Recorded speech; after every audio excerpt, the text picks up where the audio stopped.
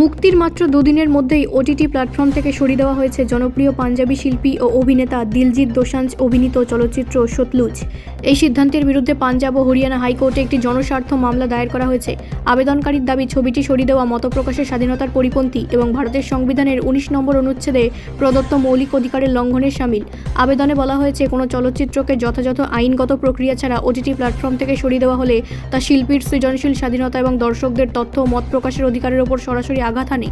তাই অবিলম্বে সতলুজকে পুনরায় ওটিটিতে ফিরিয়ে আনার নির্দেশ দেওয়ার আবেদন জানানো হয়েছে আদালতের কাছে। উল্লেখ্য, সম্প্রতি ছবিটি ভারতের প্রদর্শন নিয়ে বিতর্ক তৈরি হয়। সেই আবহেই ওটিটি প্ল্যাটফর্ম থেকে ছবিটি সরিয়ে নেওয়া হয় বলে জানা গেছে।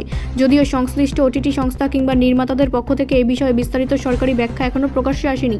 আইন বিশেষজ্ঞদের একাংশের মতে, এই মামলার রায় ভবিষ্যতে ডিজিটাল প্ল্যাটফর্মে কন্টেন্ট প্রকাশ, সেন্সরশিপ এবং মত প্রকাশের স্বাধীনতা সম্পর্কিত বিতর্কে গুরুত্বপূর্ণ দৃষ্টান্ত স্থাপন করতে পারে।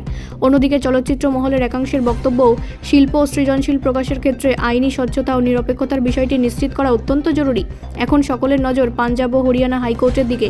আদালত এই জনস্বার্থ মামলায় কী নির্দেশ দেয় তার উপর নির্ভর করবে সতলুজের ওটিটি প্ল্যাটফর্মে পুনরায় মুক্তির ভবিষ্যৎ এবং ডিজিটাল কন্টেন্ট নিয়ন্ত্রণ সংক্রান্ত বৃহত্তর বিতর্কের পরবর্তী দিশা।